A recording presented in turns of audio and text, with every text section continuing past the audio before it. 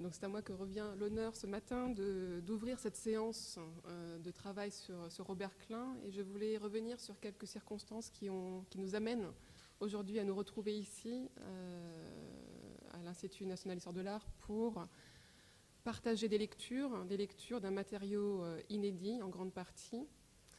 Et je voulais juste revenir sur quelques jalons essentiels pour comprendre ce qui finalement animera nos débats aujourd'hui.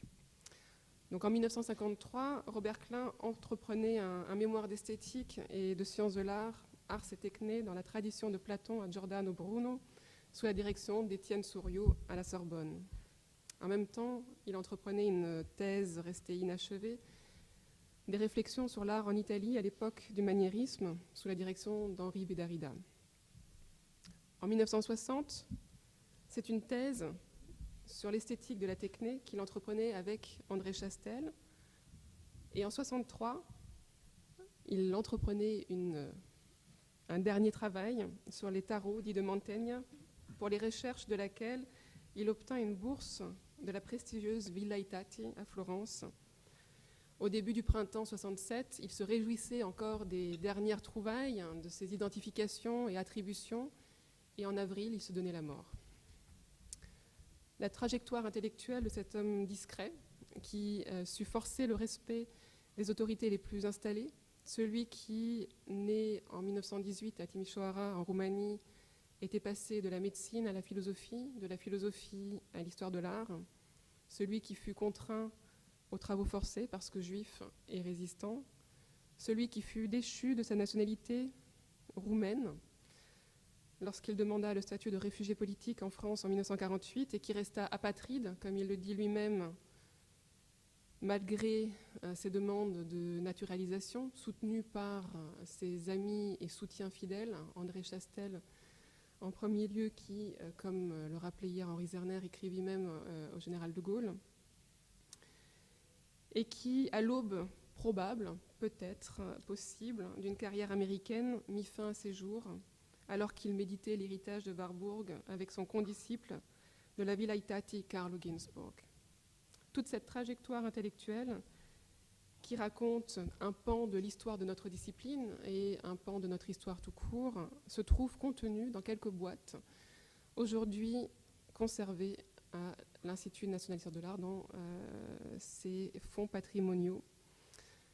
Un matériau qui contient des projets allant d'essais philosophiques sur la responsabilité à des interprétations de travaux de la Renaissance, toute sa correspondance, une partie de sa correspondance importante avec des correspondants auxquels il imposait un véritable respect. Tout ce matériau a fini sa trajectoire depuis sa chambre, la chambre qu'il louait chez Riccardo Abbondanza, aux archives de la bibliothèque de l'INHA. En juin 1967, André Chastel et Henri Zerner allaient recueillir ces archives, dont Robert Klein avait dit à Renzo e Graziella Federici qu'il pouvait les jeter dehors, mais dont il avait néanmoins soigneusement préparé le réemploi pour des étudiants à venir en laissant des notes à l'intention de ses futurs lecteurs, de textes inachevés mais pleins d'une histoire de l'art en prise vivante avec la pensée de son temps. Nous ne pouvons aujourd'hui qu'exprimer notre gratitude à l'égard d'Henri Zerner, qui en 2013 a confié ses papiers à l'Institut national d'histoire de l'art, où ils vont très bientôt, je l'espère, être recotés sous une cote propre. Aujourd'hui encore, il se trouve sous la cote du fonds André Chastel, mais nous espérons évidemment pouvoir le refaire apparaître et le refaire surgir sous son nom propre. Si André Chastel avait coordonné et assuré la réédition des essais de Klein dans la forme et l'intelligible, il reste encore beaucoup à faire à partir de ce fonds Klein. Et récemment, une responsable d'archives nord-américaine me disait « Que faisons-nous, en fond, avec ces archives d'historiens d'art ? Est-ce que nous devons continuer à les faire entrer dans nos collections ?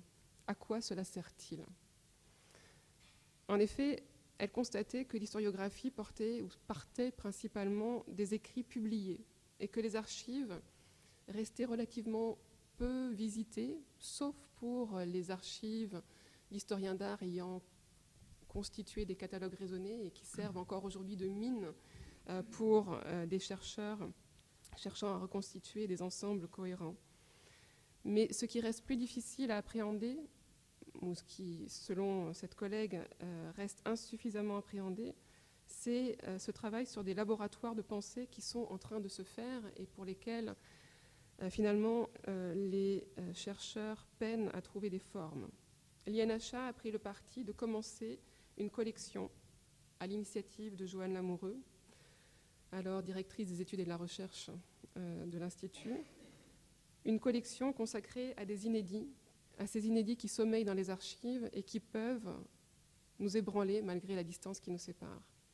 La thèse de Klein, scrupuleusement transcrite avec un respect et surtout une intelligence des écarts, des sauts, des ellipses et autres difficultés de paperole reliées par aiguille et trombone rouillé par Jérémy Kering, qui s'est véritablement mis au service du texte, est la preuve qu'il y a ce pouvoir d'ébranlement dans cette relecture d'une Renaissance sous le signe d'Aristote, que Klein plaçait à côté des Renaissances néoplatoniciennes ou idéalistes, plus communément entrées dans la logique historienne.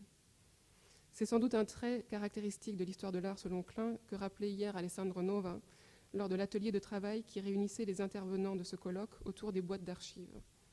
Cette vision non exclusive qui prône une forme d'ouverture, de liberté d'interprétation, tout en avançant avec finesse les arguments pour un décryptage convaincant.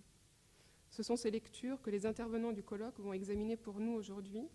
Ils ont tous accepté cette invitation de se pencher sur ce matériau pour nous aider à mieux comprendre l'œuvre de Robert Klein, son apport hier et aujourd'hui. Comme le rappelait Carole Meignier hier et aujourd'hui, ce matin encore, il y a quelque chose d'un peu schizophrène dans cette façon de se placer à côté, de lire par-dessus l'épaule d'un historien en train d'écrire.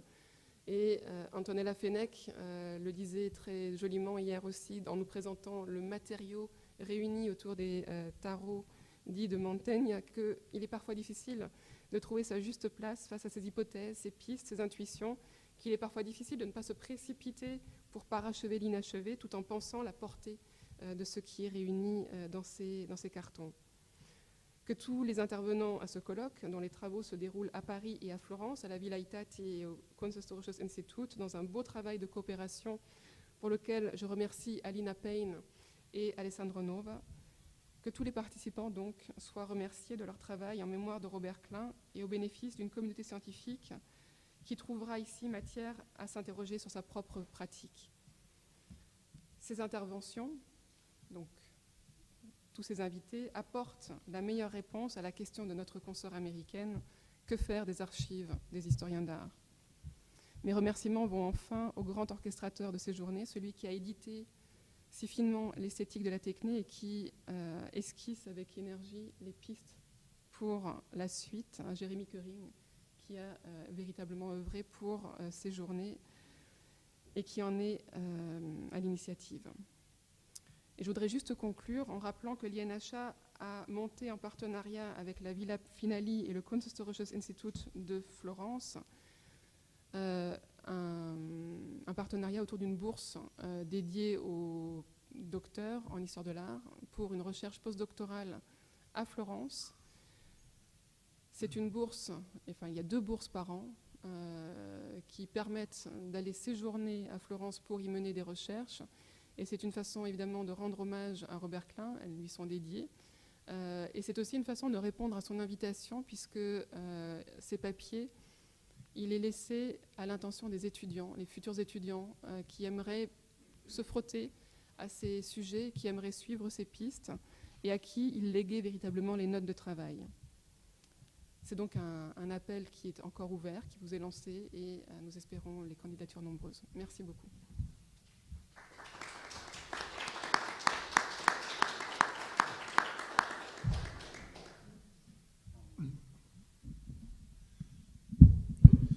Je vous avoue que je viens de rentrer des États-Unis, dont je déménageais et que je suis un peu sur la branche et que je n'ai rien préparé de formel, mais je dirais tout de même quelques mots.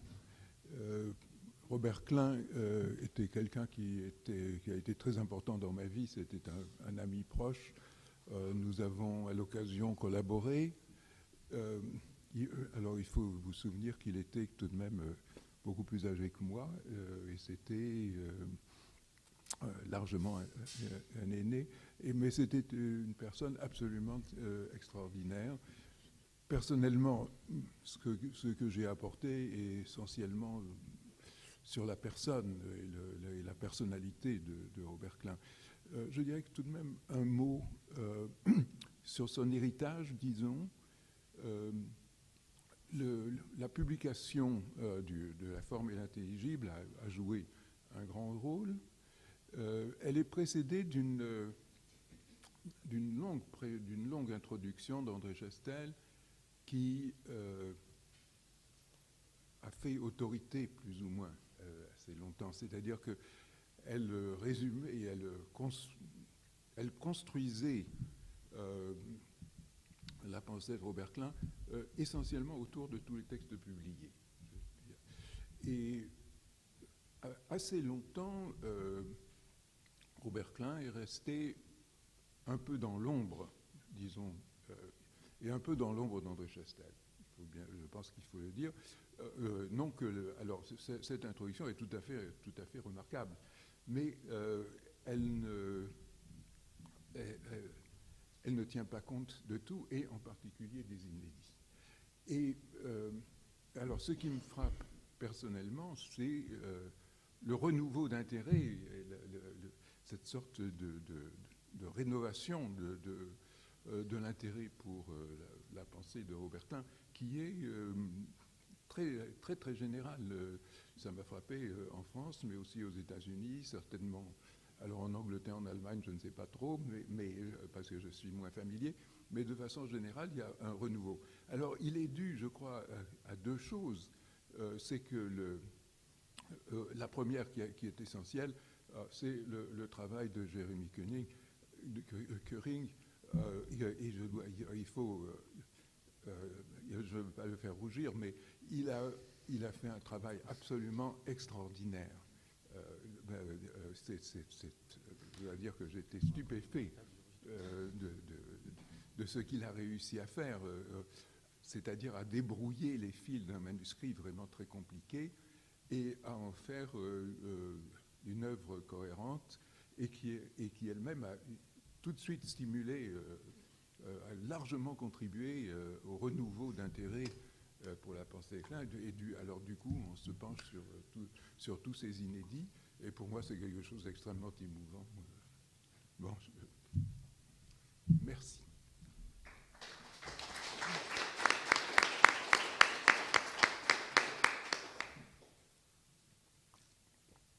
Merci Henri, vous m'avez fait rougir. Et avant vous, France également, merci pour cette gentille attention.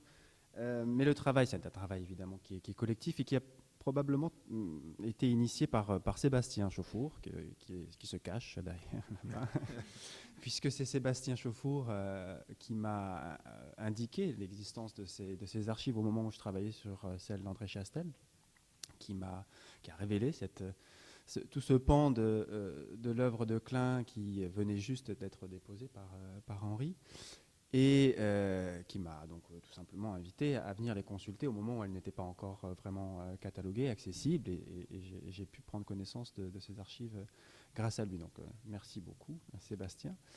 Et puis aussi grâce à tout un ensemble de forces vives au sein de la bibliothèque, de chercheurs qui travaillent autour des archives d'historiens de l'art, ce qui montre qu'il y a un intérêt, un besoin pour ce type de documents. Je pense à Eva Renzulli qui nous a indiqué aussi l'existence de documents de Klein qui étaient un peu perdus dans les archives Chastel, dissociés du reste du fond.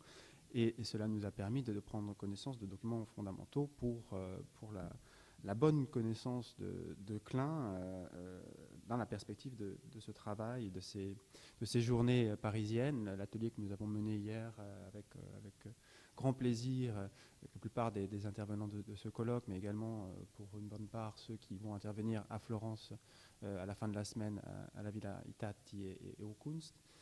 Et de pouvoir donc travailler directement sur ces documents, pour la plupart inédits, dans la perspective de publication.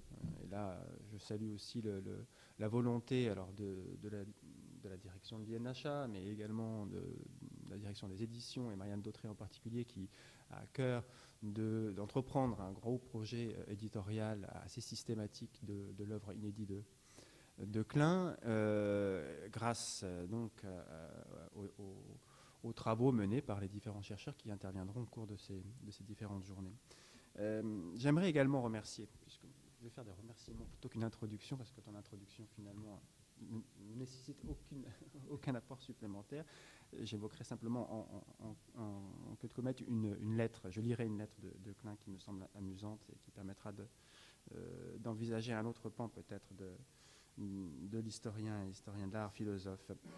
J'aimerais remercier l'équipe de l'INHA, Marine Acker, Elsa Najm, Anne-Gaëlle Plumegeot pour la communication et l'organisation de ces journées, mais également le Centre André Chastel, qui n'est pas représenté, je crois, pour le moment, mais qui a été très actif dans l'organisation du colloque également, avec Reza Ketouche et Leïla Vaughan.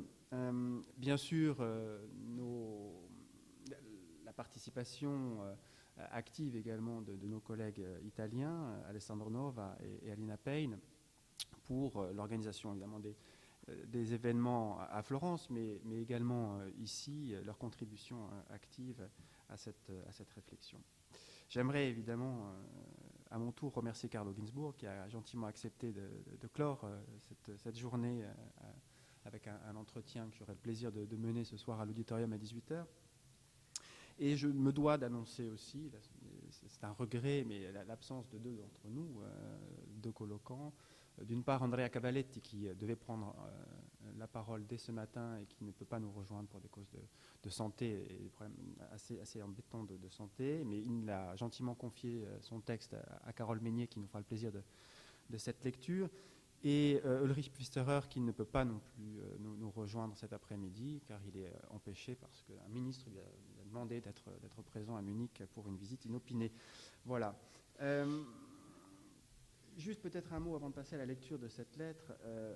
Le programme, comme vous l'avez probablement remarqué en l'observant soit sur Internet, soit avec les dépliants qui lui ont été distribués, est illustré avec cette belle photo de Robert Klein, une des rares photos que nous conservons de Robert Klein.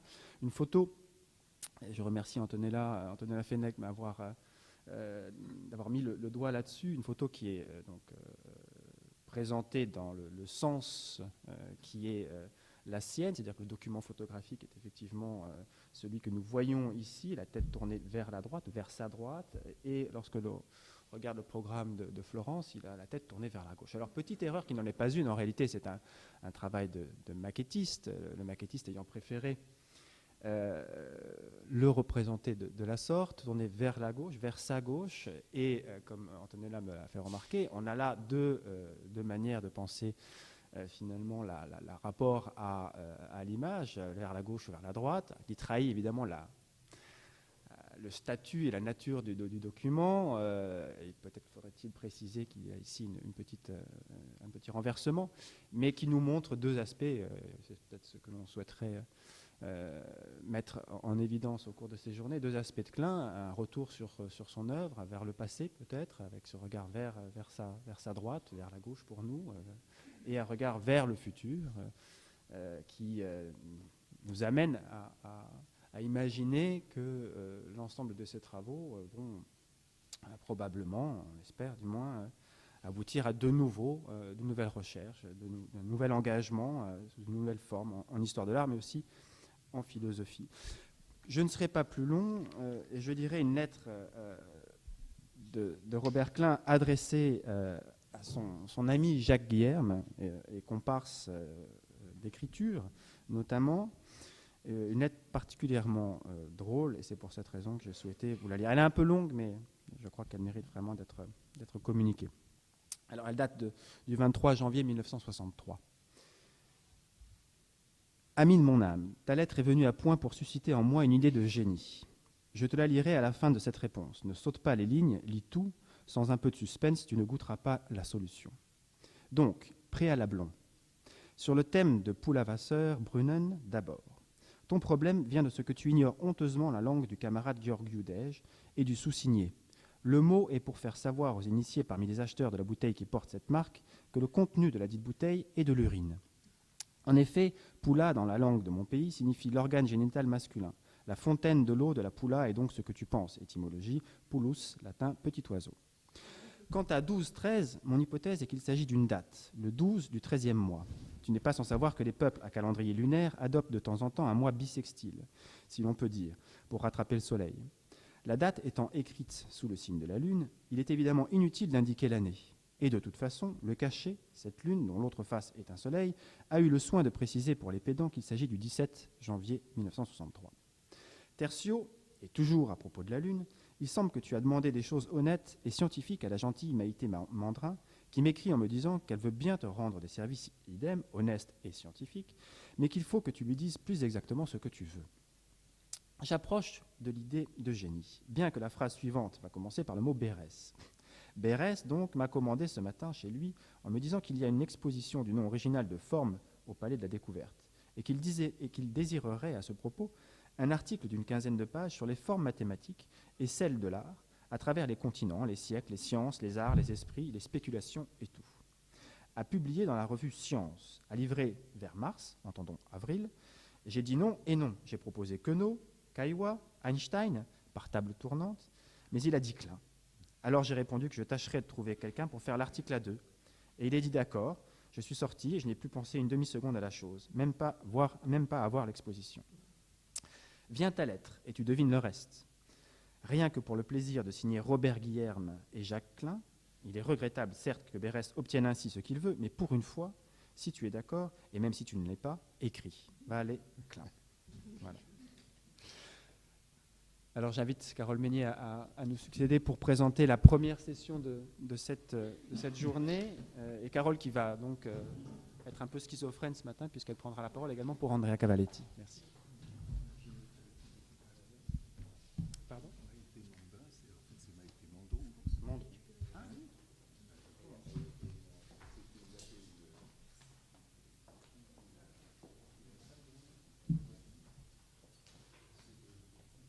Je ne m'appelle pas France, mais je suis Carole Meunier.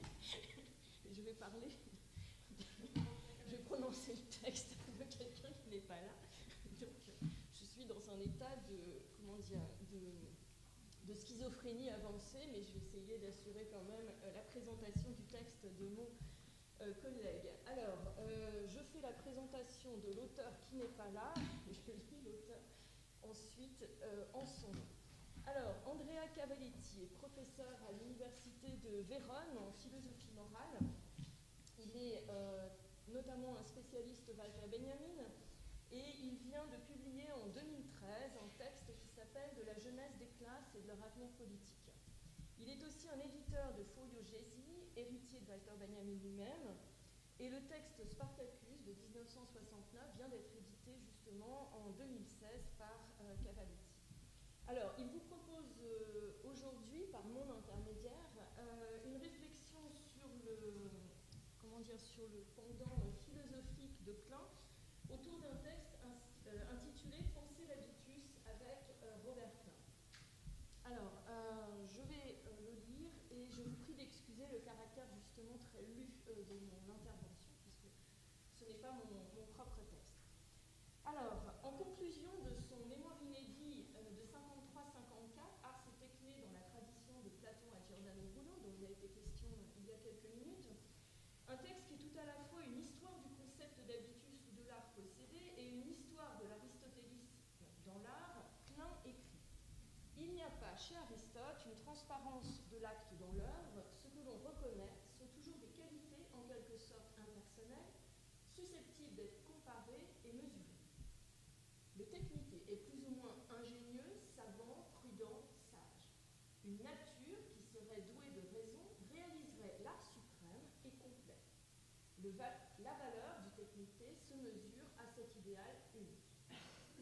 Klein montre ici un aspect fondamental de l'art en tant que exis, c'est-à-dire de l'art dont l'arché réside, selon les mots de l'éthique à Nicomaque, en celui qui l'a fait et non dans l'œuvre exécutée.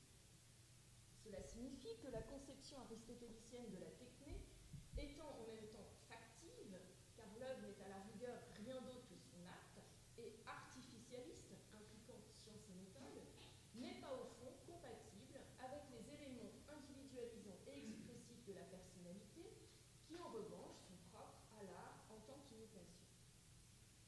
À mesure que cet habitus se psychologise chez les philosophes postérieurs, affirme Klein, la conciliation avec la techné devient plus difficile. Pour l'instant, c'est-à-dire Clementi, je voudrais laisser à l'arrière-plan cette difficulté et, sans entrer dans les détails de la discussion historique de Klein, illustrer le cadre philosophique dans lequel elle se situe. Ars et Techné, c'est-à-dire la thèse Souriau, a été écrite à l'époque de la parution des premiers volumes des Gesamtwerke de Husserl, et notamment des Méditations cartésiennes, ainsi que des Ideen 2. Le paragraphe 29 des Ideen 2 et le paragraphe 32 des Méditations contiennent les deux grandes propositions relatives à l'habitus du moi pur. À cela s'ajoute le premier volume des Husserliana et les notes critiques très importantes de Roman Ingarden, étudiées attentivement par Klein et en partie consacrées au concept d'habitus. Le texte phénoménologique par excellence de Klein, intitulé Appropriation et aliénation, date de 61. Et ce texte est donc publié dans La forme l'intelligible, ceux qui ne sauraient pas. Ce texte phénoménologique de 61, on ne peut pas le considérer comme une sorte d'avant-propos théorique au grand texte de recherche consacré à la techné et au magnétisme.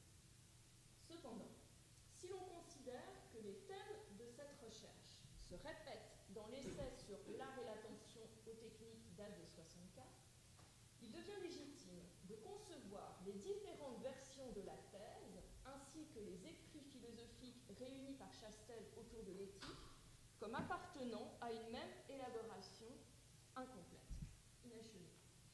Je vais donc essayer de préciser le geste philosophique de Klein dans le cadre de la problématique husserlienne. En 61, Robert Klein publie dans l'Archivio di Filosofia, dirigé par Enrico Castelli, son article intitulé donc Appropriation et aliénation. Il s'agit d'un texte consacré à la 4e et à la 5e des méditations cartésiennes de Husserl, mais inspiré aussi par la lecture du livre de Gerd Brandt sur les manuscrits husserliens du groupe C, le groupe C intitulé en allemand Welt, Ich und Zeit, nach Unveröffentlichung nach Scriptum Husserls de 55. Plus précisément, il s'agit d'une réflexion très complexe autour de la notion d'habitus.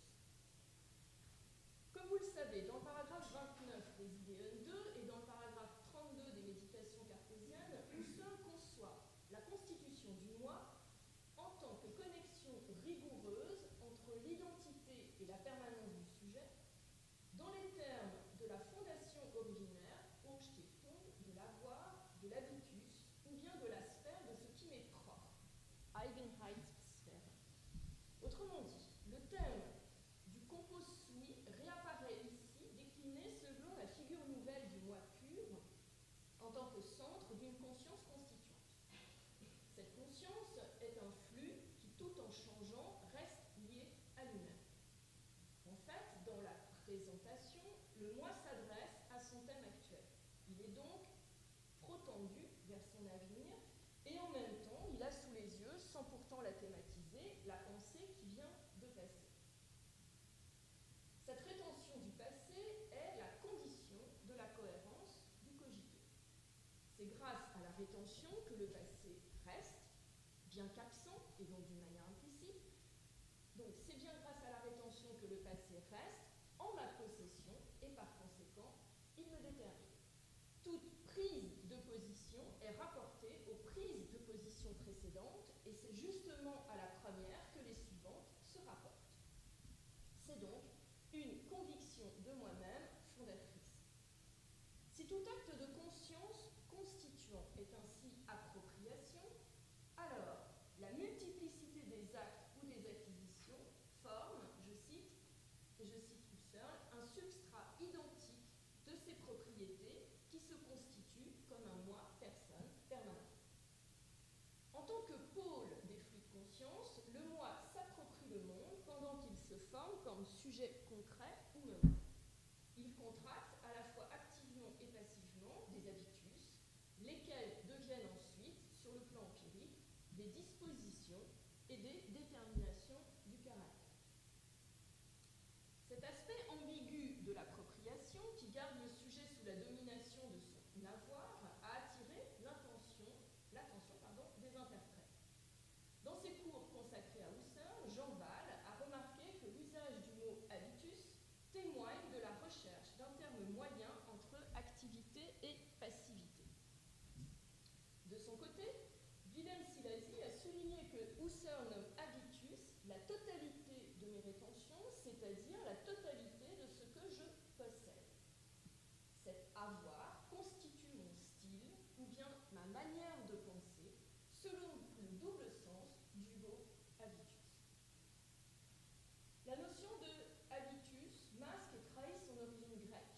Désormais conquise par la domination du sujet cartésien, la exis que Aristote avait conçue comme disposition médiane entre puissance et acte, c'est-à-dire comme opérativité pure et permanente de la dynamisme, est pleinement intégrée dans la loi essentielle de l'identité du moi. Ainsi, l'habitualité, alors j'ai vérifié, c'est bien le terme qu'utilise Husserl, habitualité dans le texte allemand, et donc Klein fait une traduction directe du terme allemand. L'habitualité constitue le moi pur en tant que sujet responsable de ses choix, de ses convictions, de ses actions. Le sujet est le substrat identique de ses propriétés permanentes, et bien qu'il renie ses décisions, il reconnaît celles-ci en tant que telles, en tant que ses décisions. Si le sujet peut se transformer lui-même, c'est à cause du fait qu'il reste justement identique à lui-même. Le concept de exis est partant réduit au principe possessif de l'identité du moi. La réflexion husserlienne lie l'avoir à l'être. Elle transforme l'un dans l'autre et sert le sujet individuel au centre de ses appropriations. Selon Husserl, tout acte de conscience est conscience immédiate de soi-même. La conscience de la phénoménologie est, comme le jeune Sartre l'a bien montré, une transparence pure. Grâce à cette conception de l'autotransparence immédiate des actes de la conscience, Husserl arrive à éviter le problème de la régressio, c'est-à-dire de la conscience jusqu'à l'infini. Mais cette conscience de l'ego est aussi un habitus. Le passage depuis l'autotransparence, la rétention et le souvenir à l'avoir devrait apparaître aux élèves et aux interprètes de Husserl autant fascinant que problématique. En effet, ceux-ci ont repris de façon nouvelle et adéquate l'ancien avertissement formulé par Aristote au livre Volta de la métaphysique. Il est évident, Aristote parle, il est évident d'ailleurs qu'on ne peut pas posséder cette possession, car alors la série irait à l'infini si l'on pouvait dire qu'on possède la possession de ce qui est possédé. Roman Ingarden, notamment, avait consacré une annotation critique importante au paragraphe 32 des Méditations cartésiennes de Husserl. En trouvant personnellement très sympathique, alors j'ai la citation allemande, persönlich sehr sympathique, les affirmations husserliennes concernant les propriétés habituelles du sujet, Ingarden soulignait la difficulté de réduire l'habitus à un simple corrélat intentionnel et soulevait la question de la fuite vers l'infini. Ainsi, Ingarden se pose la question « Führt dies nicht auf eine Regression ?» Dès lors, Ingarden avait proposé une correction de la théorie des habitualités en interprétant d'une façon explicite le terme Durchleben employé par Husserl, à la lumière de son idée de non-différence entre le procès et l'objet de connaissance.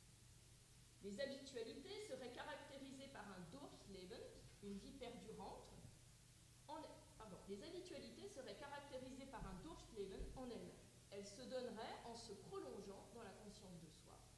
Considérée comme une référence constante à soi-même, comme l'expérience que nous vivons, l'avoir ne devrait pas s'appeler un autre avoir. Ne devrait pas appeler un autre avoir. Je pense qu'il y a une copie. Or, bien que le risque de la régression soit ainsi évité, et Husserl l'évite au niveau du flux de conscience, il est pourtant évident qu'en vertu même du principe de non-différence, tout cogito vécu par le moi aurait immédiatement le statut de l'habitus. C'est en effet ce que Ingarden supposait en imaginant de poursuivre ainsi sur le chemin ouvert par la fin du paragraphe 33 des Méditations cartésiennes de l'identification totale entre la phénoménologie de l'autoconstitution et la phénoménologie générale. Il était pourtant conscient que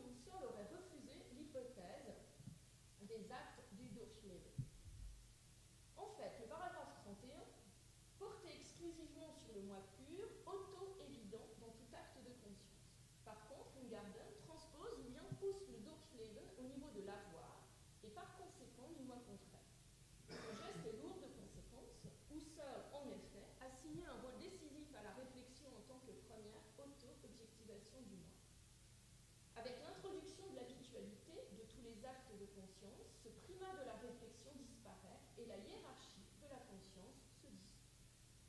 Alors, la conquête de toutes les cogitationes dans le domaine des exéistes touche le procès d'identification même.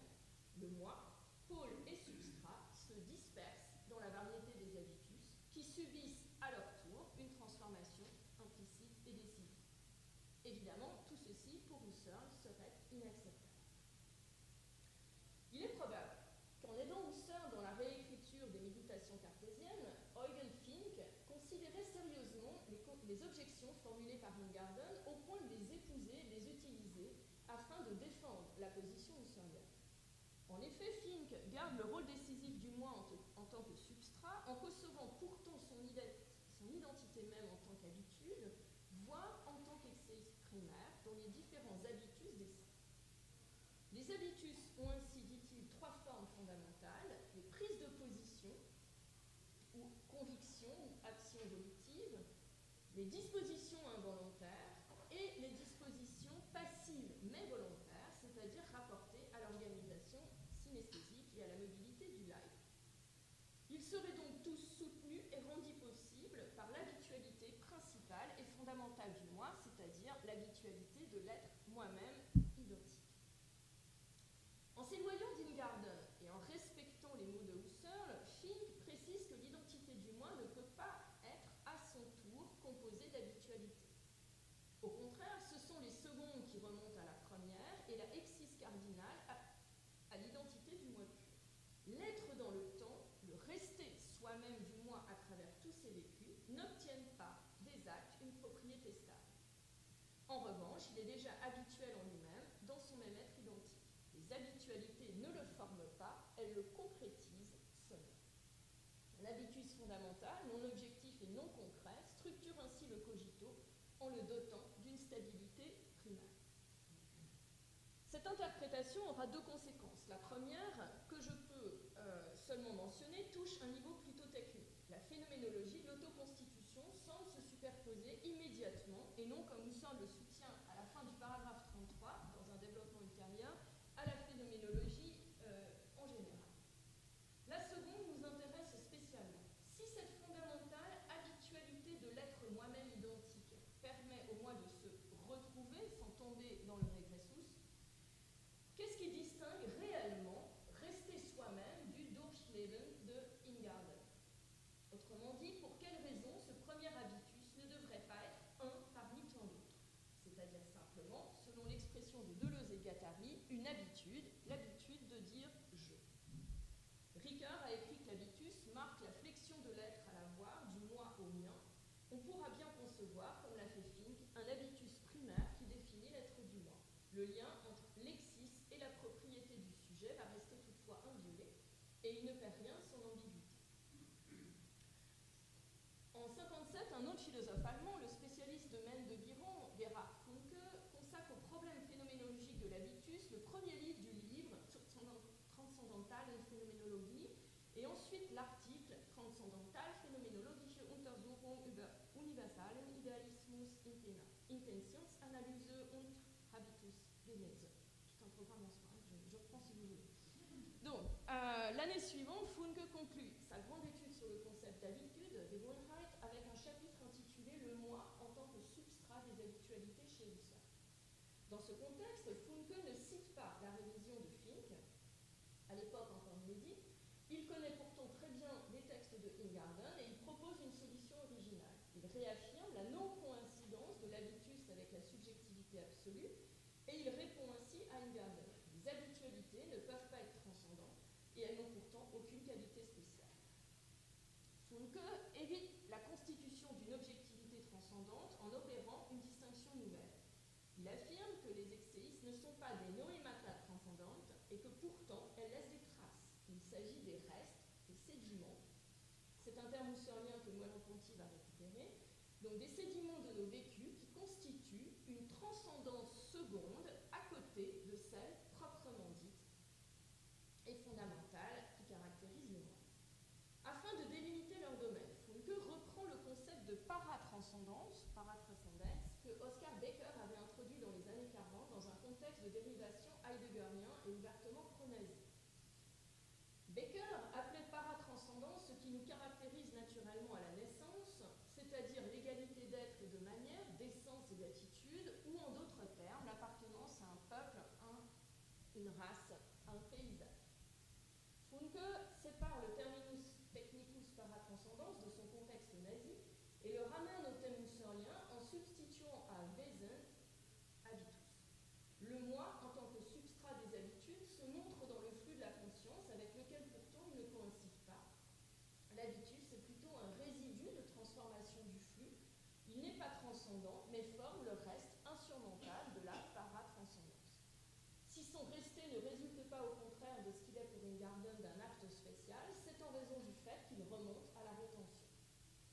Selon Funke, ce qui est retenu ou bien regardé implicitement sans être objectivé n'est pas parfaitement immanent ni transcendant, mais paratranscendant. L'habitus ne coïncide donc pas avec l'auto-évidence immédiate de la conscience et il dérive plutôt de celle-ci. Comme la conscience de quelque chose est toujours et d'une manière originaire conscience immédiate de soi, et comme elle est capable de rétention, les excès se forment et se manifestent d'une manière tout à fait particulière. Ainsi, un habitus se forme. La continuité du moi peut se manifester et un sujet en tant qu'unité identique et constante, doté d'un caractère personnel, peut apparaître. Funke, alors, le texte de mon collègue est un peu long par rapport au temps qui est imparti.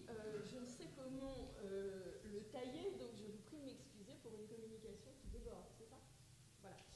Funke semble donc l'interpréter Husserl à la lettre. Il corrige la perspective d'Ingarden en faisant sienne les mots de Merleau-Ponty, en étudiant le problème de la exis selon le sens indiqué par la phénoménologie de la perception.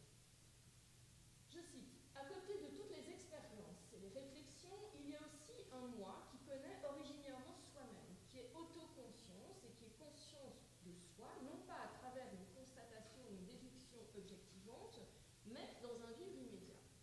On peut bien dire, avec Merleau-Ponty, que la conscience de soi est l'être même de l'esprit en exercice. Et en effet, une jeunesse pareille est causa sui. L'habitus n'est pas constitué en tant que sens, le contact absolu de moi avec moi, l'identité de l'être avec l'appareil ne peuvent pas être posées, mais seulement vécues, en deçà de toute affirmation. L'égalité, conçue par Becker en termes racistes, est ainsi traduite avec les mots de Merleau-Ponty comme identité de l'être avec l'appareil. L'opérateur de cette substitution est quand même le concept de paratranscendance qui n'est pas traduisible justement à cause de son rôle fonctionnel. Il s'agit, dit Funke, d'un se rendre compte intérieur et du vivre. On peut pourtant se demander si l'habitus peut être réellement une seconde transcendance, si l'usage de ce concept est licite dans le contexte des méditations cartésiennes. On peut se demander aussi si une transposition légitime de la terminologie de Becker peut se réaliser là où l'immanence et la transcendance nuancent, déjà par définition, dans la proximité originale. On peut enfin se demander si une telle Innesein ne réintroduit pas un rapport avec l'intériorité, là où un contact absolu devrait se donner.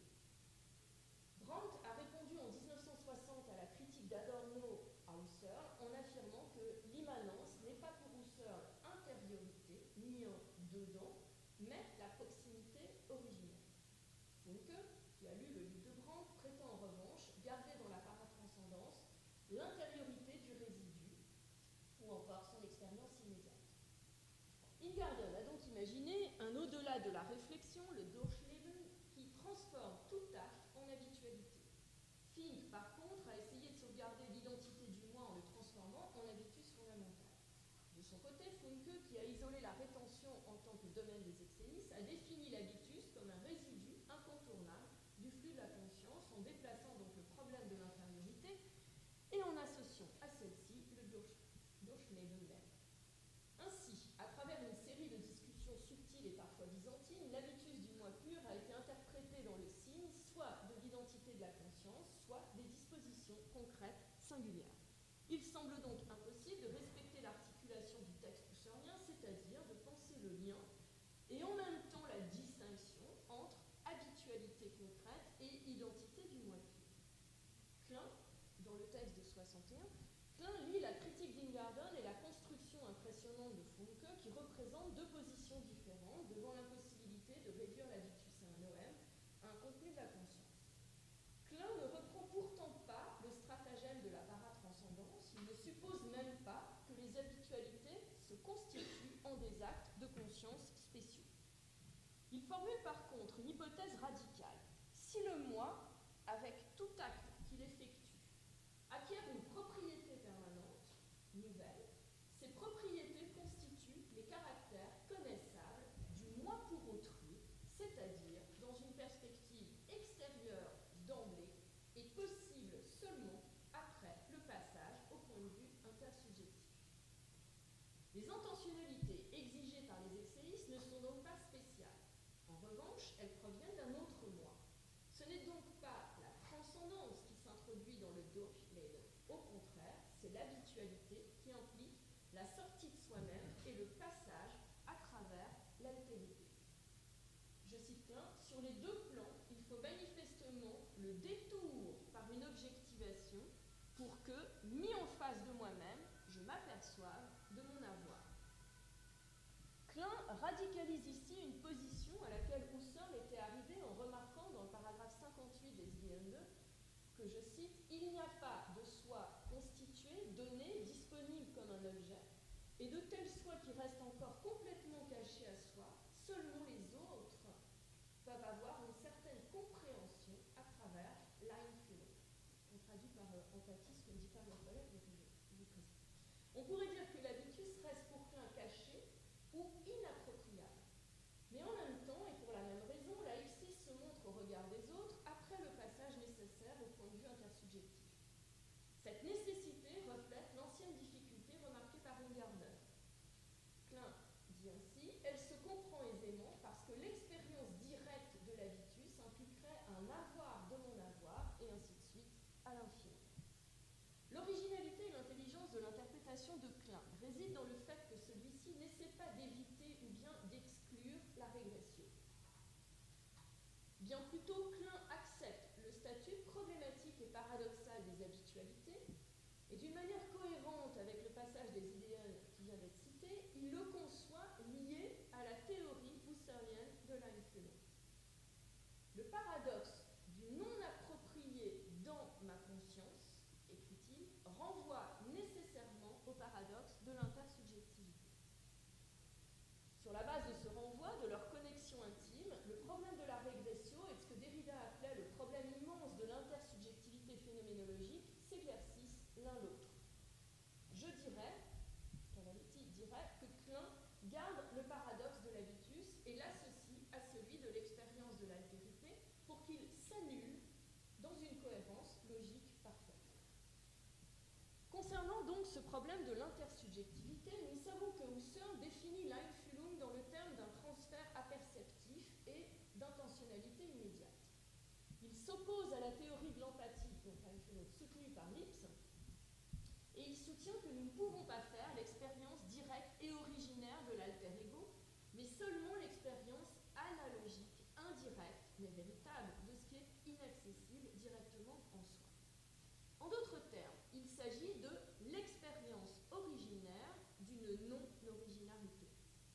La formule est paradoxale et fortement problématique, car, selon une apparente circularité, l'expérience analogique de l'autre suppose et en même temps confirme l'expérience de soi.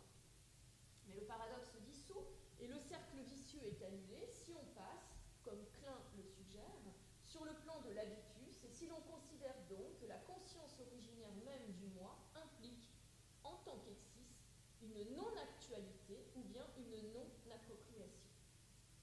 Je vois l'autre comme un autre moi parce que moi-même je suis autre par rapport à moi. De cette manière, la formule de la cinquième méditation devient claire. L'autre est constitué à titre d'alter ego et l'ego que cette expression désigne, c'est moi-même dans mon être propre. L'autre est pour soi-même et pour moi-même comme je suis moi pour moi-même et pour l'autre. Immédiatement inappropriable est l'objet d'une expérience médiate. Nous pouvons considérer de ce point de vue de la technique, pour le maniérisme ou pour l'effet en tant qu'art du comment, et affirmer que la technique est le lieu éminent de l'intersection, du soudage parfait entre altérité et habitus, c'est-à-dire de la définition de l'habitus en tant qu'intersubjectivité. Relisons quelques passages du texte de 64, l'art et l'attention aux techniques. Pardonnez-moi. La performance ou production artistique est au moins en partie spectacle pour une conscience. En 3 mots, l'art apparaît alors comme une production d'effets. Il comporte nécessairement l'aspect technique, étalé entre l'invention perpétuelle et la codification totale, sans lequel il n'y a pas de production. L'effet en art suppose autrui intériorisé. Dans la mesure où l'art est orienté ou défini par l'effet, il est donc intersubjectivation. Cela, en conclusion, pourrait avoir son importance pour expliquer un phénomène aussi mystérieux et intrigant que le style. Nous nous souvenons que pour Husserl, le mot style est synonyme d'habitus, et nous pouvons conclure que Klein a expliqué le paradoxe de l'habitus en rapprochant le passage consacré à la régression de la métaphysique à l'éthique à Nicomaque sur l'art. Le maniérisme est, écrit Klein, vraiment et essentiellement l'art de l'art. Formule remarquable, la exis de la exis, qui est impossible, est ici remplacée par le technasel. La régression subit un coup d'arrêt dans la poésie. Dans son article consacré à Bataille, Klein a comparé l'art au rire à cause de leur fonction irréalisante ainsi que de leur appel à la complicité, donc à cause de leur caractère commun de spectacle. La définition de la plaisanterie en tant que situation préparée par un sujet pour un autre est aussi une définition de l'art, ou bien de l'effet. La joie de l'art, de même nature que la joie du rire, est l'expérience concrète que le monde n'est pas uniquement ce qu'il est, mais que nous pouvons en faire l'apparence d'un sens que nous lui donnons. Il ne s'agit pas d'une prise de parti, de choisir le rire au détriment du sérieux. En revanche, par sa disposition phénoménologique, Klein peut prendre au sérieux l'effet même. Il a appelé une fois humorisme cette intelligence capable de trouver le point d'équilibre entre le sérieux et le rire. En appelant à la complicité d'autrui, il a laissé transparaître son propre caractère, son propre style, lorsqu'il a dit, citation, « J'aurais presque envie d'appeler la phénoménologie une philosophie de l'humour. » Je vous remercie.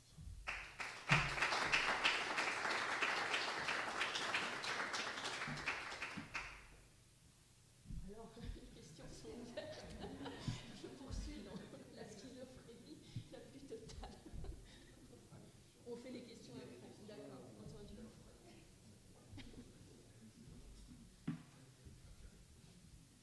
Et je présente donc notre seconde intervenante. Donc Claudia, je vais vous présenter. C'est une fonction assez étonnante. Il est où le petit...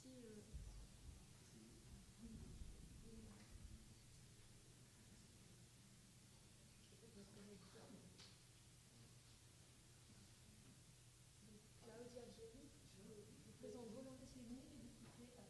Ah oui, on discutera après. Pardon, je n'ai pas précisé. Il y a des discussions après de présentation, mais il y aura essentiellement des questions qui seront adressées, j'imagine. C'est difficile de se substituer. On va être jusqu'au bout. Donc, la vraie Comment? Alors, je ne sais pas où sont les notes. Alors, j'ai mes notes et je vais vous laisser la place. Non, parce que je dois vous avez regarder besoin d'un aussi. ordinateur. D'accord. J'ai un petit PowerPoint. Alors, Madame Claudia Thierry-Via est professeure ordinaire d'histoire de la critique d'art à la Sapienza, à Rome. Elle est spécialiste de la culture de la Renaissance et notamment des cours italiennes des 15 et 16e siècles. Je présenterai 2 publications récentes, donc en 2016, l'iconologie du style, un court-circuit énergétique entre Aby Warburg et Erwin Panofsky, un livre qui inclut aussi Edgar Witt, et en 2017, le massacre des innocents, du conte figuratif au drame baroque. Je vous ai épargné mon italien et donc j'ai donné le titre en français. Voilà, je vous remercie et vous nous proposez un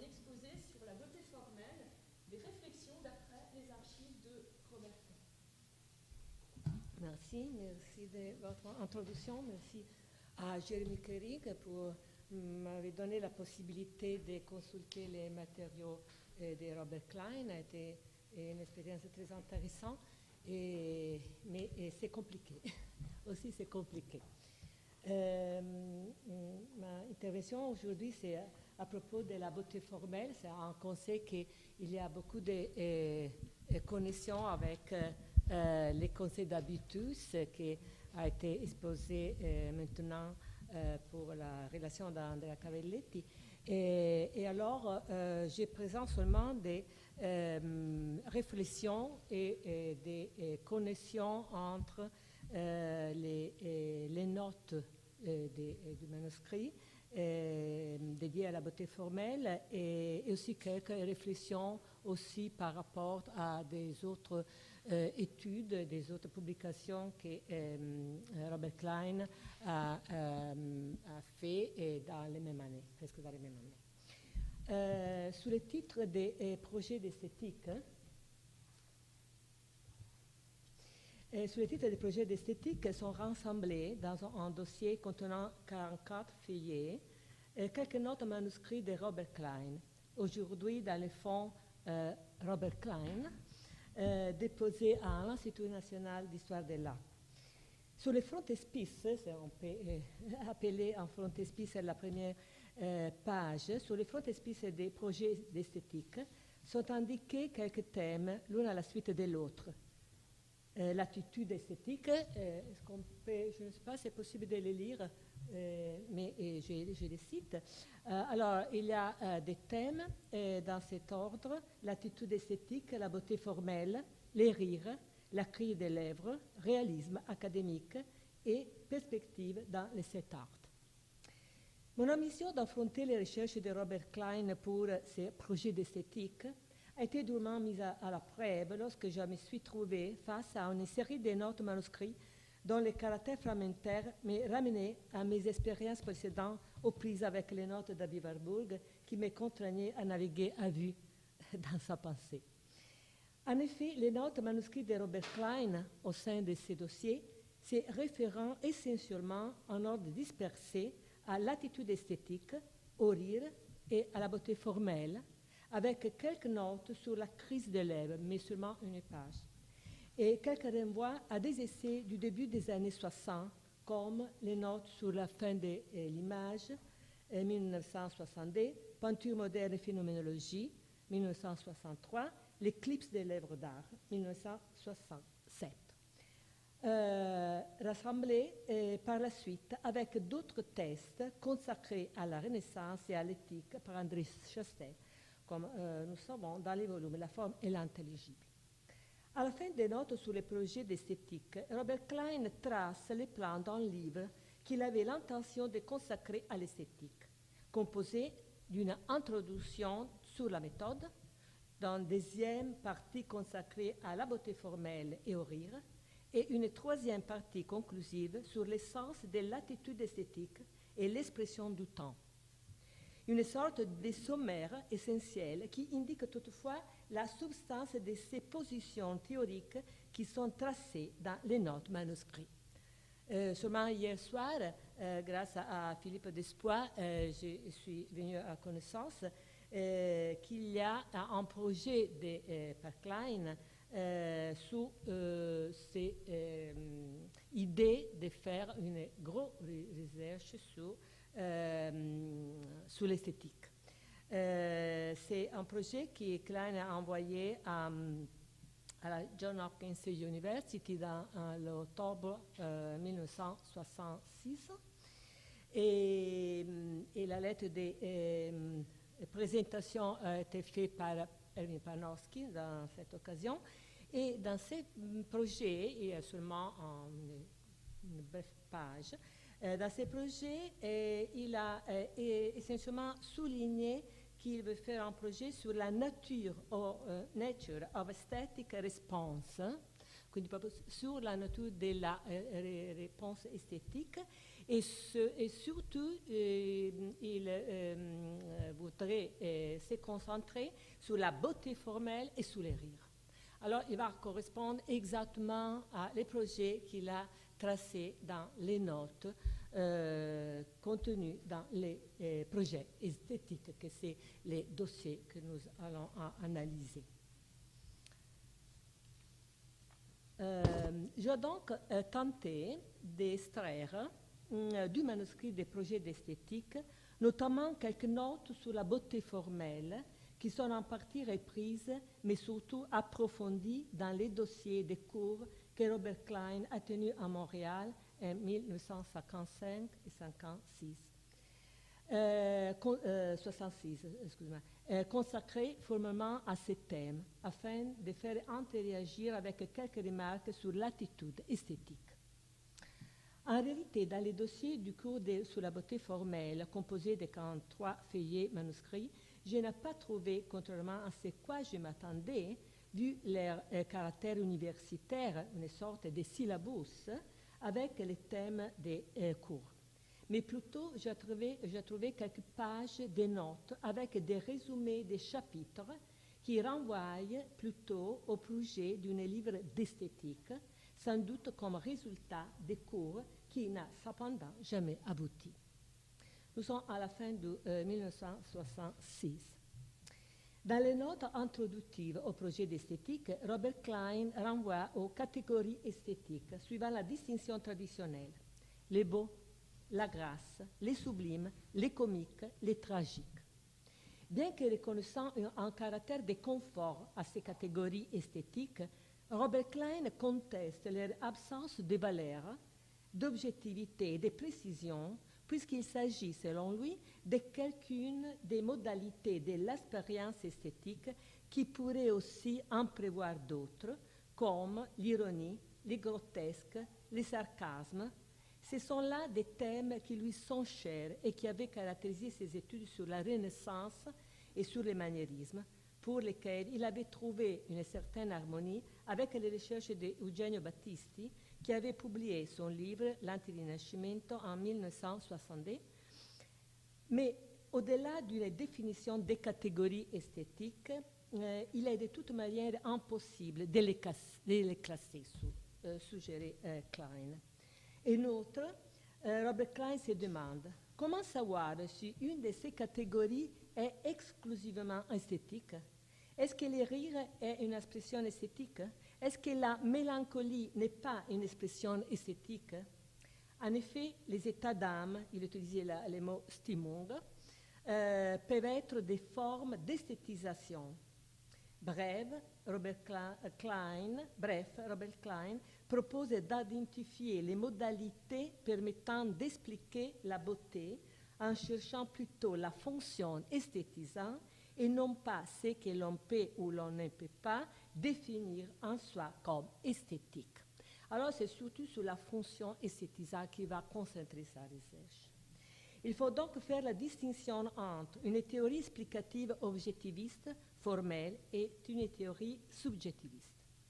À ce propos, Robert Klein structure son cours à Montréal sur le dualisme entre beauté formelle et beauté expressive. En partant des théories objectivistes, ces réflexions introduisent une comparaison entre Platon et Mondrian sur les concepts de beauté, comme le confirment d'ailleurs les notes systématiques des leçons du cours d'esthétique, rassemblées par Nicole Imbrey et présentées sous forme manuscrite dans les mêmes dossiers. Dans l'Hypia majeur, Platon définit ses positions pour la définition de la beauté formelle en discutant entre les sensibles et les suprasensibles. Alors que les objets sensibles sont caractérisés par les devenirs et les changements, ce n'est que des idées que l'on peut dire, à proprement parler, qu'elles sont stablement elles-mêmes. C'est justement cette différence des niveaux ontologiques qui qualifie les idées comme modèles par rapport aux objets sensibles correspondants. L'idée est donc un universel. Cela signifie que les divers objets sensibles desquels on prédit l'idée, en disant par exemple qu'ils sont beaux ou justes, sont des cas ou des exemples particuliers par rapport à l'idée.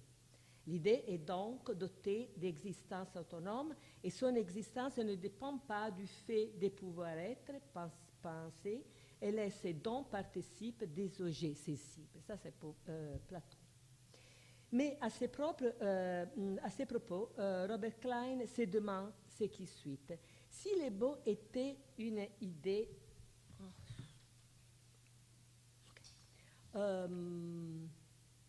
excuse-moi. Oui, d'accord. Excuse-moi. Mais à ce propos, Robert Klein se demande ce qui suit. Si le beau était une idée en soi, les sentiments esthétiques resteraient-ils inexpliqués? La référence au livre de Michel Dufresne, La phénoménologie de l'expérience esthétique, publié en 1953, permet à Robert Klein de rattacher sa réflexion sur la beauté formelle à l'attitude intentionnelle des l'objet esthétique. S'il existe une signification commune aux démarches diverses du courant phénoménologique, selon Michel Dufresne, écrit Jacques Tamigno en 1957 dans ses articles publiés dans la Revue philosophique, elle réside sans doute dans une conception générale de l'homme comme pouvoir d'illuminer les choses, d'y déposer ou d'y dévoiler ensemble. Or, de cette conception, le domaine esthétique offre une illustration particulière. Qu'il s'agisse de la création ou de la contemplation de l'œuvre d'art ou de la conscience qui la vise, le monde esthétique manifeste bien les rapports originels qui lient les sens du monde au sujet humain. C'est le propre de l'objet esthétique de ne se révéler et de ne s'attendre son être que par les dons d'une conscience humaine. C'est le propre de la conscience esthétique d'être seulement dans la visée où se révèle cet objet. L'objet esthétique serait le seul à être intégralement perçu et à attester entre l'objet et le sujet une relation telle que l'objet soit seulement ce que projette le sujet. L'objet esthétique rive l'en soi ou pour nous, l'en soi pour nous. Telle est la formule où Michel Dufresne rassemble les deux aspects fondamentaux de la perception esthétique, l'intentionnalité et l'aliénation. C'est sûr que ce texte de Michel Dufresne a été très important pour Robert Klein. Robert Klein renvoie à Mondrian, parce qu'il pose les rapports en Platon et Mondrian, renvoie à Mondrian et à sa production autour des années 1900, ce concept de beauté formelle lié à la conception des styles de Gottfried Semper comme forme pure de beauté, en se référant à son livre de Semper, Der Stil in den technischen und tektonischen Künsten oder praktische Ästhetik, publié entre 1861 et 1863. À l'instar de Platon, Mondrian conçoit la beauté comme harmonie, mais il l'identifie à l'intérieur d'un concept particulier des formes plastiques. Pour Mondrian, la beauté est plaisir de l'intelligible, une intuition cum fundamenta in re, écrit Klein, en pensant à Bergson. En effet, l'intuition, organe d'une réelle connaissance participative de la réalité, est selon Bergson cette sympathie par laquelle on se transporte à l'intérieur d'un objet pour coïncider avec ce qu'il y a d'unique. Je présente ici, j'ai monté seulement quelques images qui vont dans la représentation naturaliste de Mondrian, en passant avec la fleur, et puis arriver à les arbres, et puis à la lune. Et ça, c'est un passage de Mondrian, que c'est très intéressant parce qu'il va apparaître aussi sur cette interprétation plastique de la pensée de Mondrian pour Klein, qu'il a souligné. En se référant à une autre philosophe, à Georges Santayana, et à son livre de 1886, L'essence de la beauté, il a été publié en anglais, The Sense of Beauty, being the Outlines of Aesthetic Theory, Ce livre, c'est un classique de la philosophie américaine. Robert Klein introduit un élément émotionnel dans la beauté.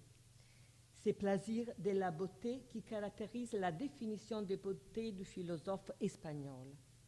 La beauté est un plaisir, je cite de Klein, qui est en nous et que nous considérons toutefois comme une qualité des choses. Il active ainsi un rapport entre sujet et objet. Il s'agit, selon Klein, d'une extériorisation du rapport du sujet envers l'objet, un plaisir objectif, qui est l'essentiel de l'attitude esthétique, notamment subjectivement esthétisant. Fin de citation. Dans ses notes manuscrites, Robert Klein cite une définition de la beauté formelle dans les passages du banquet de Platon. L'idée que le désir suscite par la beauté a un désir de possession éternelle. La beauté formelle est donc rattachée à la possession. À propos du rapport entre beauté et possession, Klein écrit « La beauté répond objectivement au caractère conféré subjectivement à un objet du fait qu'on les possède ou qu'on désire les posséder. » Le rapport entre possession et beauté est expliqué comme, je cite, une appropriation qui va sans la consommation de l'objet, qui va évoquer sa conservation. En effet, posséder la beauté signifie se l'approprier, sans une utilisation de l'objet, qui exige sa conservation et donc son éternité. En effet, la perfection ne demande pas de changement. Il faut les laisser telles quelles, affirme Robert Klein. L'être est l'être tel qu'on veut l'être. La finitude, le fini, la circonspection, c'est la réduction à l'idée. Posséder est une relation idéale qui définit l'incommensurabilité entre la beauté formelle et l'objet et l'idéal. Poursuit Robert Klein, en se référant à Kierkegaard, selon le philosophe danois, dans l'art véritable, rien d'incommensurable ne demeure. En effet, l'idée est entièrement dans la représentation esthétique.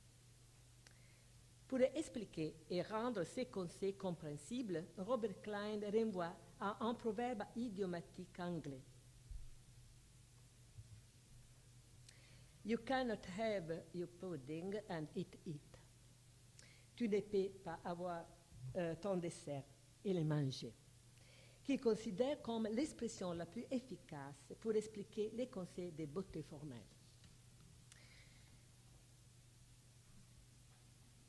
Que signifie l'opposition entre to have et to eat?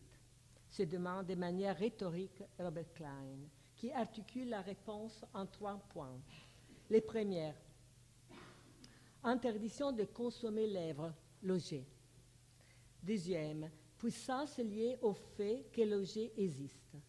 Troisième, jouissance liée en rapport de ces objets à moi. Il me complète, il fait partie de la sphère la plus extérieure du moi.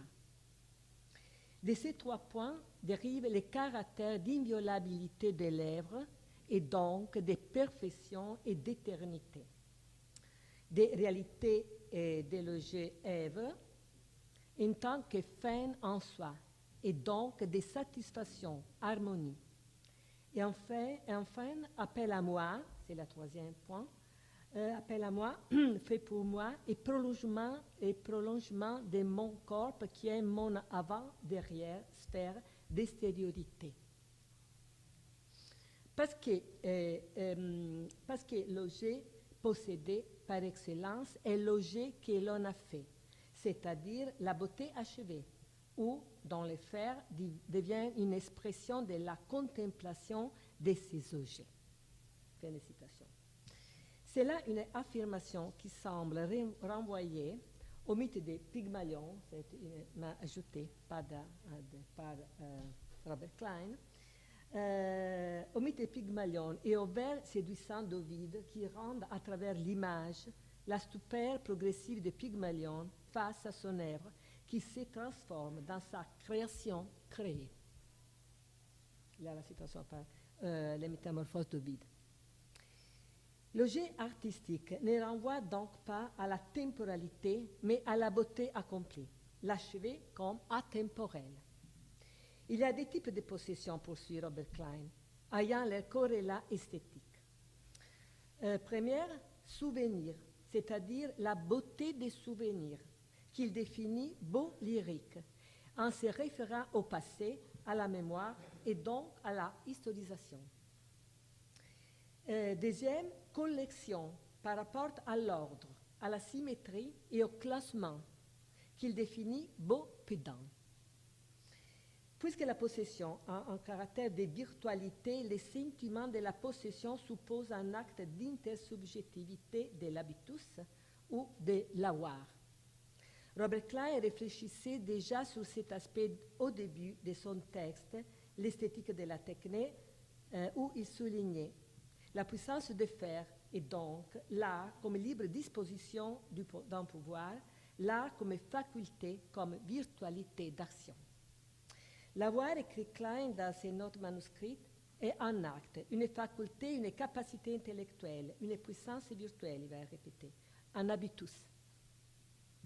Robert Klein entend établir un lien entre l'expérience esthétique comme expression du temps et l'avoir fait comme modèle objet de la possession, la beauté formelle. Il s'agit de l'intuition du faire comme expression du fait idéal et de l'aspiration à une activité esthétique complétée par l'expérience du faire. L'habitude est la propriété constitutive du moi, mais il est vécu comme horizon des possibilités, dans ses aspects de virtualité. L'habitus suppose un acte d'intersubjectivation. D'où aussi l'empathie, le je beau est en moi que je vois du dehors, conclut Klein, en revoyant à Theodor Lipps et à son livre sur l'esthétique, Psychologie der Schöne unter der Kunst, publié à Leipzig en 1903. L'exposé de la théorie du beau formel, donc, affirme Robert Klein, comprendre une explication comme réflexion liée à la nature de cet acte de conscience. C'est là une réflexion que Klein repropose dans ses notes pour la leçon à Montréal, notamment sur la peinture moderne, lorsqu'il réfléchit sur l'intentionnalité dans l'acte de la peinture.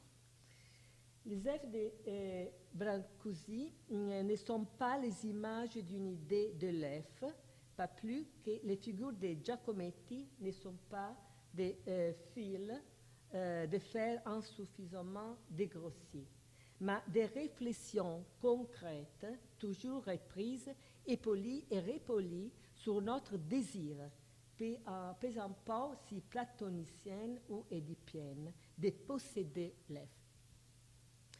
Robert Klein renvoie à l'analyse de Claude Lévi-Strauss qui se fonde sur le dualisme entre accidental et structurel. Dans son œuvre La pensée sauvage de 1962, le philosophe propose son schéma sur la polarité contingence-structure, c'est-à-dire l'association d'événements à la structure. La formule de Lévi-Strauss implique que l'essentiel de l'objet d'art est d'être fait et les problèmes qui demeurent vivants après de soi, passer de l'attitude esthétique au fait. Je cite Lévi-Strauss. L'art le plus souvent, s'il nous aimait, n'attend qu'à la condition d'arrêter à temps cette dissipation de la contingence au profit du prétexte et d'en l'incorporer à l'œuvre conférant la dignité d'un objet absolu. Une analyse de l'attitude esthétique ne peut que mettre en lumière l'élément subjectif des critères et la nature de la méthode.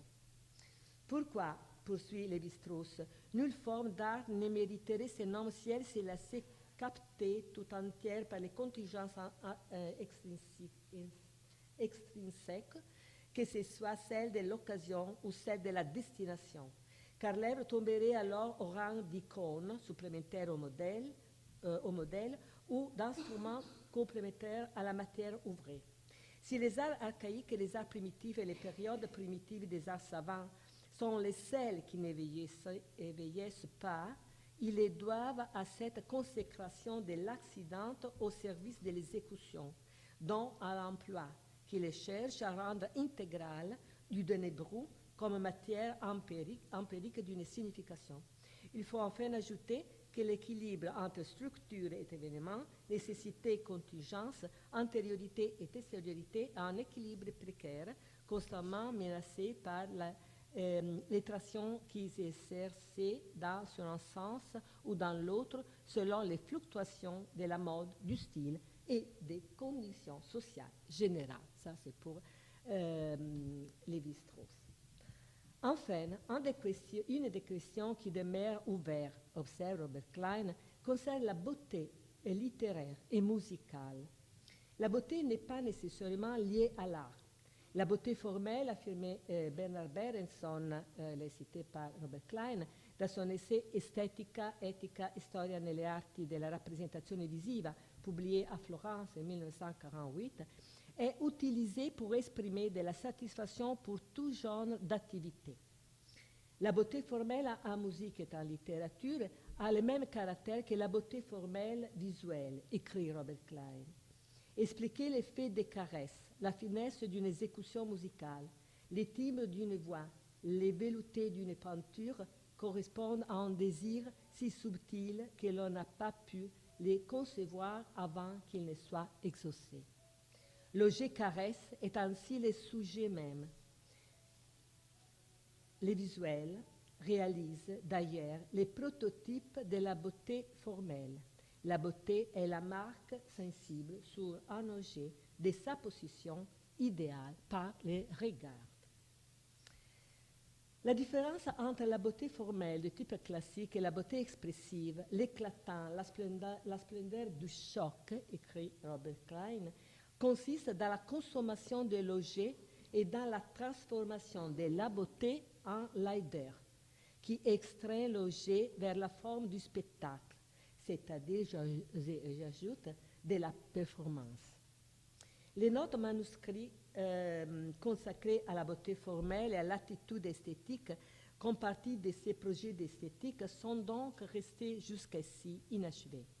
Mais elle trouve déjà quelques argumentations articulées dans les essais des années 60, comme Appropriation et aliénation, publié en 1961 dans Archivio de Philosophia, et Peinture moderne et phénoménologie, publié dans la revue Critique en 1963. Dans les premiers articles, Robert Klein réfléchissait sur l'appropriation, comme déjà expliqué, aspect crucial, comme nous l'avons vu, pour la définition de la beauté formelle, qui s'est fondée sur les conseils de propriété que Husserl appelait habitus, comme propriété constitutive du moi, mais aussi comme possession en tant que faculté, puissance virtuelle. La frontière entre la propriété et la possession marque également le passage entre le monde objectif et le monde intersubjectif, qui permet de comprendre les problèmes de l'aliénation. Dans l'essai de 1963, c'est-à-dire l'essai sur la peinture moderne et la phénoménologie, au nom d'une réduction phénoménologique de l'art, les doctrines de l'expressionnisme et en même temps l'objectivisme des valeurs étaient refusés. Les terrains propres à l'esthétique et l'expérience esthétique, Erlebnis, note Klein, dans lequel la personnalité s'est définie d'elle-même à travers ses actes de créateur de son. La sphère esthétique s'est définie comme une modalité de l'acte intentionnel de la peinture, des lèvres à la fonction de forme au processus. D'où surgit alors l'essence, demande Robert Klein? Du fait que l'œuvre, réduite au degré zéro de la signification figurative, possède néanmoins une présence, une réalité. Les peintres misent sur la réalité propre à la peinture, sur le style, pour se donner dans la toile réelle qu'elle désigne, et pour que son œuvre soit l'existence, à l'usage du peintre, de ces réels recréés dans l'exercice abstrait de la peinture. L'art ne peut pas n'est pas abouti à une présence, à une chose, tout en restant sans. dans la mesure où il est commentaire vécu d'une expérience vécue. Que les sens puissent remplir cette présence est une illusion, mais une illusion nécessaire qui est précisément la peinture même. En somme, souligne Robert Klein, de même que la phénoménologie tend toujours vers la limite idéale, état sûr de l'œil qui se verrait lui-même, la réflexion qui épouserait la conscience, la peinture abstraite et signifiant vit du postulat doublement impossible du sang qui pénétrerait entièrement dans la présence pure. L'œuvre n'est plus aujourd'hui un chemin, mais un moment dans la série du travail de l'artiste. C'est l'informel, selon Jean Paulhan, fait un souvenir Klein, et non tel ou telle œuvre informelle qui identifie et éclaire de façon oblique la réalité menacée par l'idée. Une réflexion, ça, qui conclut l'essai de Robert Klein sur l'expérience esthétique dans la peinture moderne, par des mots poétiquement positifs qui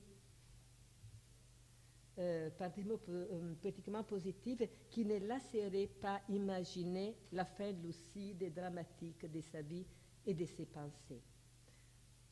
On pourrait tenter, conclut Klein et les essais, la suggestion que l'art moderne, qui semble en avoir fini avec les œuvres au sens classique, construit cependant depuis une cinquantaine d'années une énorme et magnifique cathédrale déroulée dans le temps. Je vous remercie.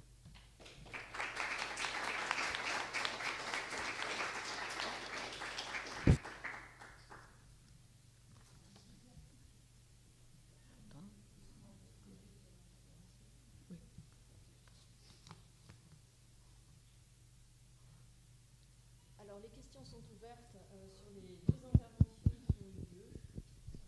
Voilà, la parole est à vous.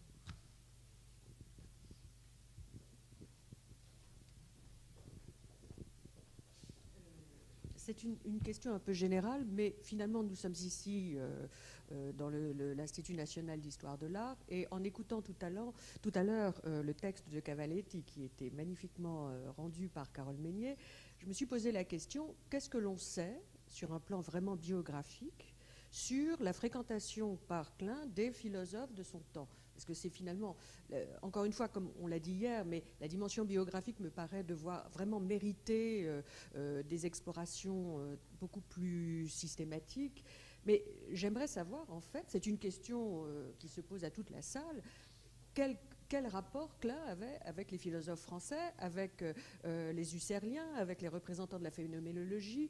Est-ce qu'il a eu des rapports ensuite avec la nouvelle phénoménologie de Merleau-Ponty? Enfin ça, je ne sais pas. Est-ce qu'on a des moyens de le savoir? Est-ce que dans les archives, il y a moyen d'explorer cette question? Je peux répondre en partie. Concernant les archives, elles sont malheureusement assez muettes sur cette question-là, à l'exception de quelques notes de bas de page, dans des lettres adressées à Chastel notamment, quelques réflexions sur Foucault à la suite de la lecture des mots et des choses. On sait en revanche qu'il a fréquenté, alors à quel degré je ne sais pas, mais Paul Ricoeur. Et quand on écoute le texte d'Andrea Cavaletti, et notamment la toute fin de ce texte, on ne peut que penser à soi-même comme un autre. Enfin, on a vraiment l'impression qu'il y a une inscription dans une même ligne de cette philosophie éthique qui a pu peut-être se nouer par des échanges réels entre les deux. Il y a évidemment le cas Souriau, qui est un cas particulier. Et alors là, la présentation de Claudia me faisait songer, notamment à la toute fin de ton propos, Claudia, à l'œuvre à faire, donc cette postface à des modes d'existence de Souriau, où l'idée que l'art gît essentiellement dans le procès et que l'objet auquel on est confronté n'est finalement qu'un moment dans une grande trajectoire qui est toujours à construire, à poursuivre, c'est quelque chose qui résonne véritablement dans le texte qui rentre en résonance avec le texte de Souriau. Et il a évidemment fréquenté Souriau, mais cela dit, après 1953, il n'y a plus vraiment de preuves de leur relation, donc la chose est un petit peu difficile à déterminer. Mais il faut effectivement mener une réelle enquête biographique en allant voir du côté de la Sorbonne, de l'école pratique, du Collège de France, en essayant de trouver aussi des lettres qui sont certainement encore un peu partout et qui sont, moi je l'espère, amenées à rejoindre l'INHA pour mieux comprendre ce parcours qui effectivement est, voilà, avec quelle puissance il a pu se pencher sur Husserl en particulier. On ne peut pas imaginer qu'il ait fait ça sans avoir souhaité, en tout cas, en parler, être confronté avec des philosophes. Dufresne est peut-être une figure aussi avec laquelle il a travaillé. Michael Dufresne était un personnage très, très important dans la fin des années 50 et au début des années 60, qu'on a tendance à oublier aujourd'hui, mais véritablement important, notamment pour les historiens de l'art qui s'intéressaient, ou les esthéticiens, je veux dire. Mais là, Henri a peut-être des idées. Je ne sais pas ce que vous en savez précisément de cette relation aux philosophes. Non, je n'ai pas l'impression qu'il y a eu énormément de contacts avec les philosophes, de contacts personnels. Je pense que c'était vraiment plutôt les textes. Mais je peux me tromper. Hein.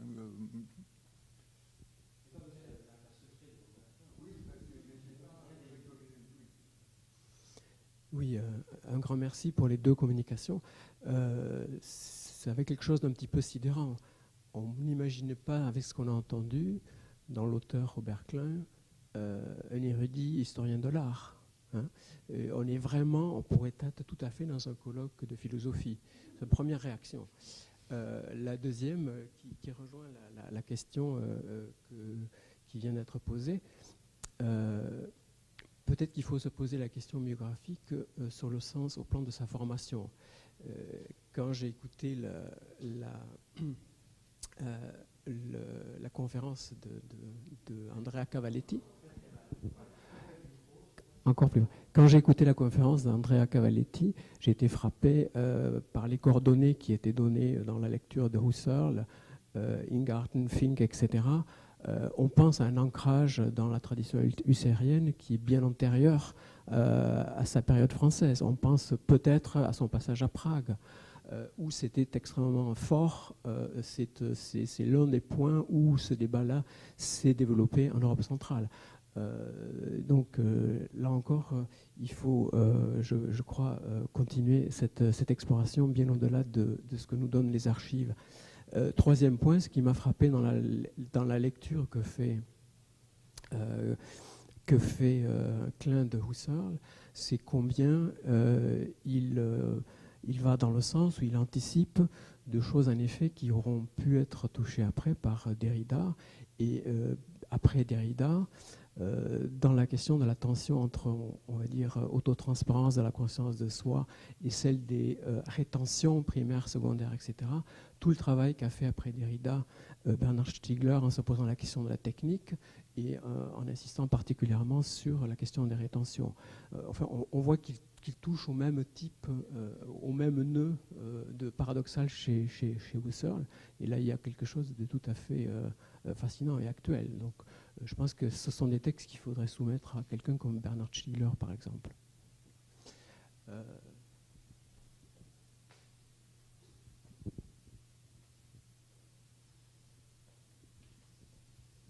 Il y a d'autres questions?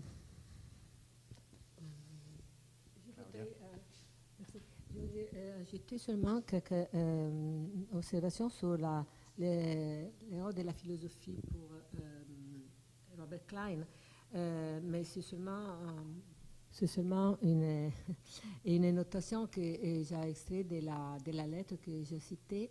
on met des projets qu'il a envoyés à Johns Hopkins University sur les projets d'esthétique, où il souligne, ça c'est un projet pour un livre sur l'esthétique, et puis je tournerai à l'histoire de l'art, et je vais travailler sur l'art moderne, sur les Cézanne. Alors, il va à faire des discours parallèles entre sa attitude à la philosophie, que c'est une attitude malheureusement quelquefois pas achevée, et puis son propre métier d'historien de l'art. Il semble qu'il n'a pas faire une translation entre la philosophie et l'histoire de l'art. Et ça, c'est pas vrai parce que la philosophie, il va à émerger aussi dans les études d'histoire de l'art. Mais c'est assez intéressant sa position de Robert Klein à propos de la philosophie. Parce que dans ses notes qu'il a analysées, il fait des références surtout notamment à la phénoménologie et à les tests qui ont été publiés dans les mêmes années. Ah, ça, c'est très intéressant. Et puis, à l'empathie, à l'Empfehlung, alors sont les tests plus traditionnels. Et puis à Lévi-Strauss, c'est très important parce que c'est une autre les références à Lévi-Strauss. Et alors, quand je suis allée à lire les textes par rapport, j'ai trouvé que réellement Klein a lu ces livres, ces textes, il a élaboré, il a utilisé pour ses notes. Si je peux faire je voudrais juste faire une remarque, mais très distante, puisque je n'ai pas du tout lu les archives Klein et je n'en suis pas une spécialiste. Ce qui est frappant du point de vue de l'histoire de la philo, il y a deux choses qui m'ont frappé. Dans un article qui touche à la question de l'aliénation en 61, il n'y a pas un mot sur la théorie marxiste, donc il y a un vrai choix philosophique lourd dans le texte de Klein, et qui fait qu'il n'est pas du tout dans une logique, je ne sais pas moi, à la même époque, telle que se développe l'école de Francfort ou des choses de ce genre. Enfin, on n'est pas du tout là-dedans, ou dans la culture-critique qu'on peut lire beaucoup par ailleurs. Il n'est pas du tout dans cette perspective. Autrement dit, pour moi, c'est vraiment, et je reviens à la question Prague, c'est pas obsessionnel, mais c'est textuel, c'est les conférences de Husserl, le Husserl sur la philosophie de la culture, enfin la crisis et ces textes-là. Et deuxièmement, ce qui m'a frappé aussi dans l'article, et ce dont parle moins mon collègue, c'est le poids de la décision politique. C'est-à-dire qu'il y a une réflexion politique dans les textes sur qu'est-ce que c'est que prendre une décision face à l'histoire. Comment se situer face, est-ce qu'on peut être un observateur neutre, etc. Enfin, toutes ces questions liées, alors pour le coup aussi à la biographie. Enfin, et il pense...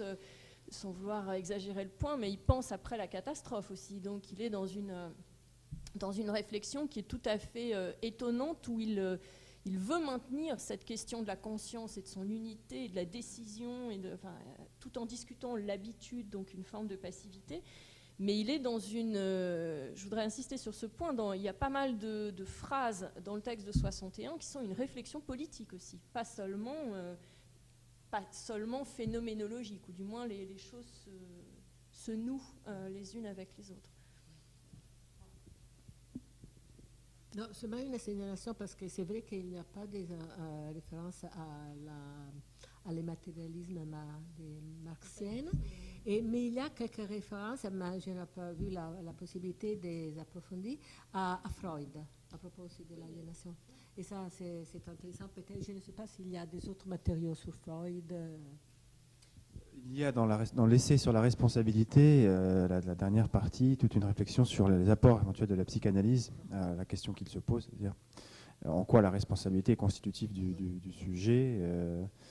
Oui, donc il y a une vraie connaissance de la psychanalyse, sans aucun doute. Quelles étaient après ses relations avec les psychanalystes de l'époque, c'est plus difficile à dire. Il a, à mon avis, le filtre de Ricoeur, probablement, là encore. plutôt que le pan Lacan qui est complètement... Enfin, en tout cas, j'ai jamais vu de trace il est absent dans ce texte. Voilà. Il nous faut, si vous voulez bien, faire une petite pause de 10 minutes pour se retrouver autour d'un café, puis on reprend après les travaux. Merci.